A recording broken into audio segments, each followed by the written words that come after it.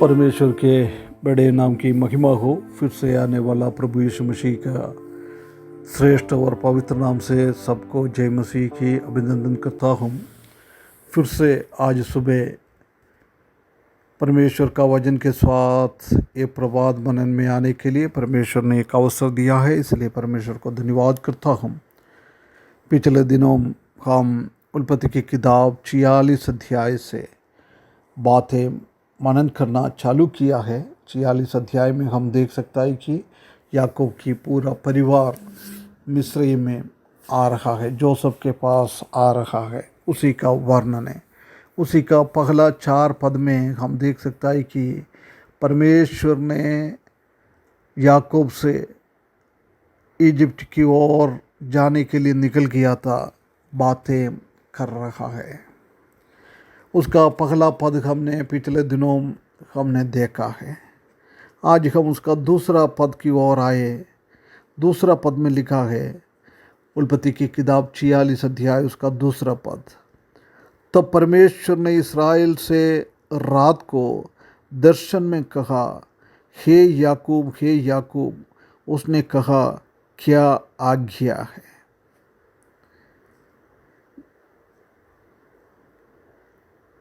इधर हम देख सकता है कि परमेश्वर इस याकूब से बात कर रहा है। वो बेर्शेबा की ओर चले गया है। बेर्शेबा में जाकर परमेश्वर को दंडवत किया, आराधना किया, बलि चढ़ाया। जब हम देख सकता है कि उसने एक रात का दर्शन उसको दिखाया है।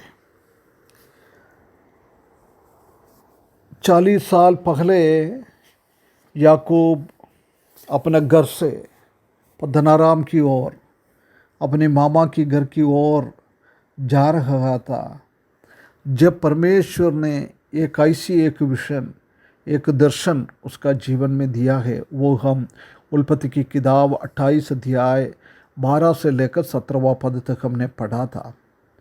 अभी भी हम देख सकता है कि उसने फिर से कनान देश छोड़कर वो मिस्र की देश की ओर जाने के लिए निकल गया है, जब फिर से परमेश्वर ने उसी का जीवन में एक दर्शन दिया है, दर्शन से कहा है। कितनी एक बहुत बड़ी बात है। परमेश्वर का बच्चे को परमेश्वर संभाल रहा है, ये बात इधर हम देख सकता है। बहुत निराश के साथ पद्दनाराम की ओर दौड़ने वाला याकूब को परमेश्वर ने दर्शन दिया है। इधर भी हम देख सकता है कि मिस्र की देश की ओर जाने के लिए बहुत तकलीफ, परेशानी, दुख के साथ वो आगे बढ़ रहा है। आगे हम देख सकता है उसी का डर के साथ वो मिस्र की ओर जाने के लिए निकल गया है। जब हम देख सकता है कि परमेश्वर ने फिर से उनको दर्शन दिया है।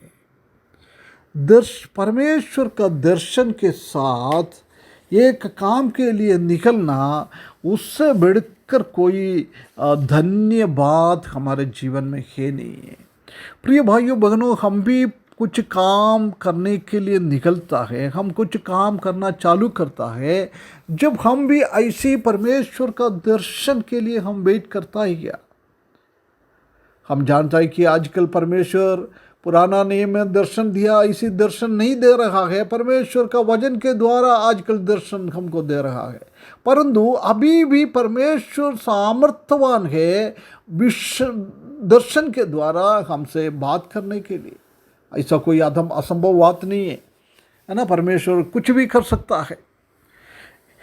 इसलिए हमारे जीवन में एक बार हमको फर्क कर देखना है। हम परमेश्वर का दर्शन के साथ, परमेश्वर का वचन के हिसाब से हम काम कर रहे क्या नहीं है। उसके बाद हम उधर देख सकते हैं कि दर्शन में हे याकूब, हे याकूब बुलाया है। हे याकूब, हे याकूब। जब हम उत्पत्ति की किताब 32 अध्याय उसका 28 पद में और उत्पत्ति की किताब 35 अध्याय उसका 10वीं पद में हम देख सकता है कि अभी तुम्हारा नाम याकूब नहीं है, तुम्हारा नाम इसराइल है ना। ऐसी नाम उसको चेंज किया था, परंतु इधर फिर से परमेश्वर ने उसको याकूब याकूब बुला रहा है। हम जानता है कि याकूब को उसी का वो नेचर, उसका वो प्रकृति, उसी का वो स्वभाव वो इतना बदल नहीं पा रहा था। वो अब इस्राएल तो बनाया, प्रभु का दास बनाया, प्रभु का सेना बनाया, परंतु अभी भी वो पुराना स्वभाव उसमें हम देख सकता है। जब तक वो मरेगा नहीं तब तक ऐसे स्वभाव उसी के जीवन में आते रहेंगे। इधर वो याकूब बुलाता है जब परमेश्वर ये चाहता है कि तुम्हारा स्वभाव क्या है, एक बार उसको याद दिलाने के लिए बुला रहा है।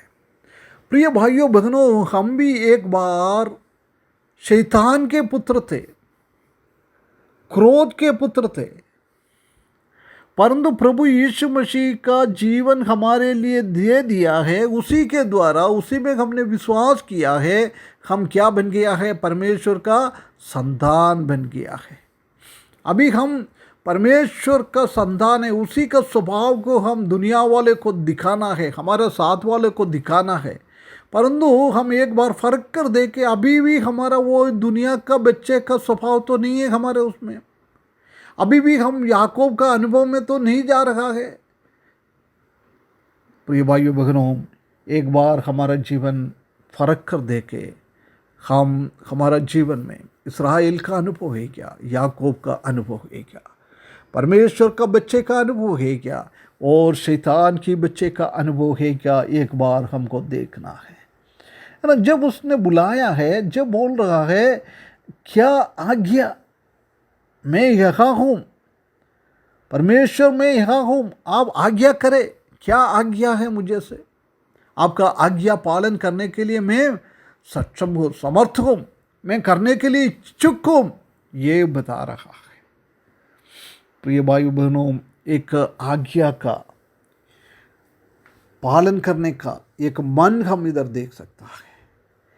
ये एक एक विश्वासी के जीवन में होना चाहिए। परमेश्वर का वचन को सुन के, परमेश्वर का वचन के हिसाब से हमारा आज्ञाकारिता के साथ जीवन बिताना है, अपने आप को सरेंडर करना है, समर्पण करना है। ये याकूब मैं यहाँ हूँ, आज्ञा दे, ऐसी बोलने थे, अपने आप को वो समर्पित किया हुआ है। प्रिय भाइयों बहनों, ऐसी एक जीवन बिताने के लिए परमेश्वर हमको सहायता करे। एक बार वो शमूएल के बारे में हम देख सकता है। शमूएल ने परमेश्वर का वचन को लेने के लिए, सुनने के लिए तैयार, तो मैं यहाँ हूँ, मुझे बात करे। परंतु हम देख सकता है कि शाऊल का जीवन में शाऊल ने आज्ञा दी, शाऊल को आज्ञा दिया, परंतु उसने पूरा नहीं किया है। उसने वो अमालेकियों के साथ गया, सबको सत्यानाश करने के लिए बोला, उसमें से अच्छा पशुओं को लेके आया है। इसलिए हम जानता है कि उसी टाइम से उनका जीवन में ऐसा नुकसान आया। उनका राज्य का अनुभव, उसका राजा का वो अनुभव उससे छीन लिया परमेश्वर ने। आखिरी में इतना गलत तरीके से एक पागल की जैसी वो बन गया है, फिलिस्तियों के हाथों में से वो मर गया है। प्रिय भाइयों बहनों, हम परमेश्वर का आज्ञा को नहीं पालन करता है, ऐसी हमारे जीवन में भी आ जाता है। इसलिए हम एक बार इसी वचन के द्वारा अपने आप को फरके। हमारा जीवन में याकूब का स्वभाव है क्या? अभी भी हमको परमेश्वर ने इस्राएल बनाया है। परमेश्वर का वचन को हम कैसे आज्ञाकारिता में है, ऐसी अच्छा एक जीवन बिताने के लिए वचन के द्वारा परमेश्वर हमको सहायता करे। उसके बड़े नाम की महिमा हो।